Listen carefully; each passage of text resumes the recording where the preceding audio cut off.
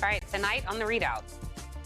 My father always kept clippings, press clippings. He would have, newspaper articles, pictures, notes from us. Quite honestly, I'm concerned that they may have planted something. In 2017, former President Obama, you might have forgotten this. The New York Post remembered. They shipped 30 million pages of sensitive and possibly classified materials to Chicago. All right, and now Trump and his advisors have yet a new excuse for why Trump kept classified documents. Plus, Arizona used to give us Republicans like John McCain. Well, now the fringe is firmly in control of the party there, with election deniers and extremists rising to the top. Also tonight, an important victory in Michigan for reproductive rights, but across the country, more young girls are being forced to give birth. And fresh off her defeat in the Wyoming primary, Liz Cheney is blasting Kevin McCarthy and has some thoughts on the possibility that he could potentially be the next speaker. Good evening, everyone. I'm Tiffany Cross, in tonight for Joy Reid, and we begin with the ever-evolving excuses from Donald Trump and his team over why classified documents, including some classified at the highest levels, were even at his Mar-a-Lago residence in the first place. Now, as hard as it may be to believe, there's actually a pattern to these excuses. Steve Vladeck, he's a law professor at the University of Texas. He laid out the stages of Trump's denial brilliantly. One, it didn't happen. Whatever happened wasn't a big deal. Someone else did it. Whatever happened isn't illegal. The president can't be liable for whatever happened. Well, Obama did it too. Who cares if the president did it and it's illegal? You know, if that sounds familiar, it's because that tweet is actually from 2018 when Trump was trying to defend himself from the Mueller investigation. And yes, that was true in 2018 and is still true today. Deny and deflect in any way you can. And just last night, we got the latest explanation for the twice impeached former president's actions from his former and current personal attorneys. He just wanted to keep the documents safe. And now they want to make him responsible for having taken classified documents and preserved them. Really, if you look at the Espionage Act, it's not really about taking the documents. It's about destroying them or hiding them or giving them to the enemy. Right.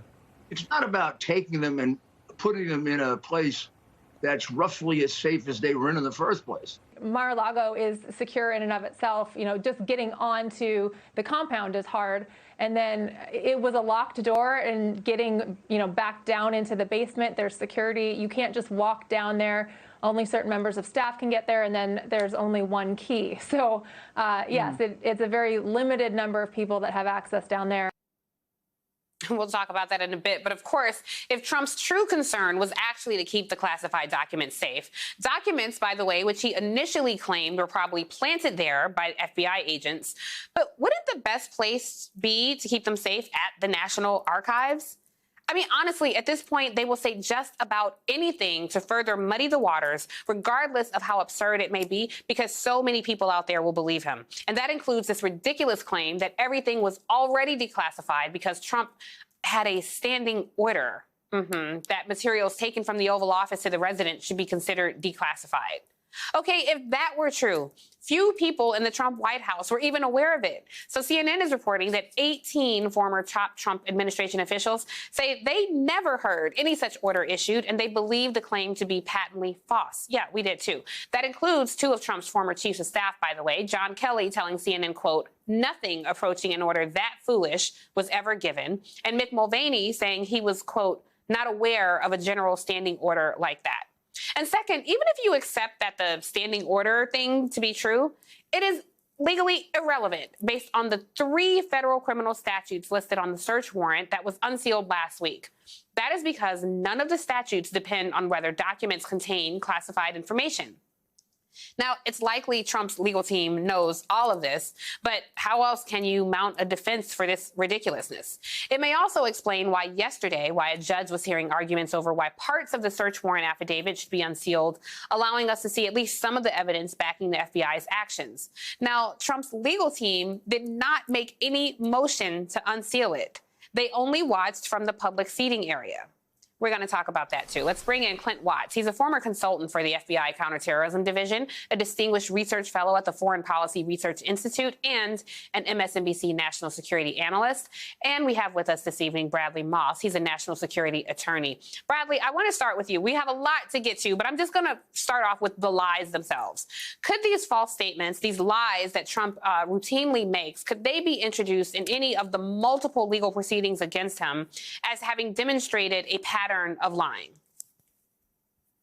Sure. The entirety of information would be available to the government, although what will be most critical is what was directly conveyed, not on Truth Social or in any press release, but between his lawyers and the FBI and National Archives officials that have been coordinating with his staff for the last 18 months.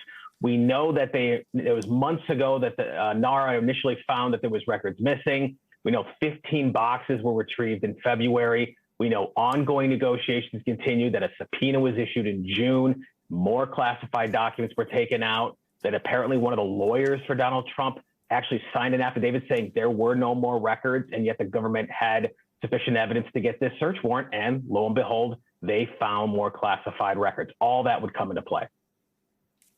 Clint, I want to bring you in because you just heard what Bradley said. This whole idea that Mar-a-Lago was a safe space. Let's take a listen to what Bob Small had to say about that, and we'll talk about it on the other side. Our team believed that it was secure enough. They asked for one more lock, add another lock, which we did. And then for whatever reason, they decided that they still needed to raid the place.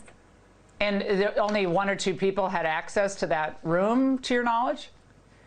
That's my understanding. I mean, I would have to check with, the maintenance of that area, but my understanding it is a very small number of people that could get in there.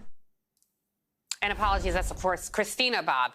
Clint, what she's saying, one, does that make sense? And two, does it make a difference? When the FBI went in there with good reason, I would imagine. Does it make a difference that they're saying that only one or two people had access to it, despite that apparently being false as well?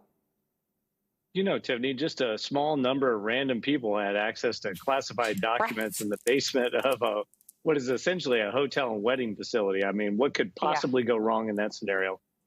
Seriously. No, on both accounts, it does not matter. It's absolutely ridiculous. She even admitted in her own statement, she does not know who has access to it or when it was accessed or any of these things, which is the opposite of the National Archives or any SCIF where they would keep classified information inside the government. Ridiculous on all accounts. I think the biggest thing is they didn't even know what they had or didn't seem to know what they had. So how would they know, even if that room was entered into, what was there and what was accessed? It's ridiculous on every single part of this chain of custody. And that's what we would have inside a government space, by the way, is a chain of custody for every piece of classified information, which would track to every system that's there. Everyone would be logged in and out.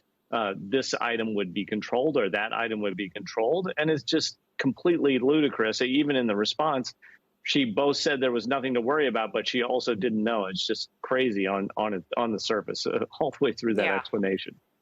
Well, you have worse experience in government than Donald Trump did. His first job in government was as president. Good job, America.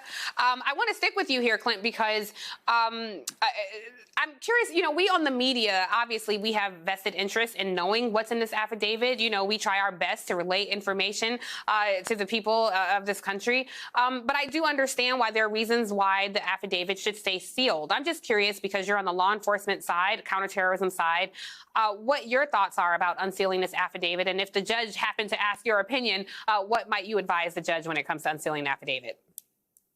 So in general, I would say absolutely not, because you want to trust whoever the confidential informants and sources are and what methods you use to gather information.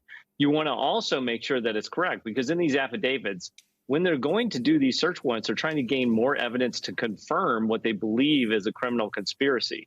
So in any of these affidavits, there's the potential that something could be not quite right, that they would learn and correct based on what they find in the search warrant. That's the whole point of this. It's an investigative process, just like a scientific hypothesis, where you're trying to gain evidence to confirm what you think you know and then bring a charge. I think there is one exception to this. I think we've learned it over the last decade, particularly in the social media era, but definitely during the Trump administration, which is if many falsehoods, a fire hose of falsehoods are going to be levied against the Department of Justice, and those agents and investigators and attorneys that have been working on these cases, the best way to quickly thwart those conspiracies is to get the truth out. And I think what they're trying to balance here is how they keep really investigative secrecy around the investigation intact, try and protect sources and methods, while also trying to really protect the conscience of the American public about what really happened and what's really going on. It's a tough balance to keep that privacy and security going and make sure the American public is really informed on what's going on.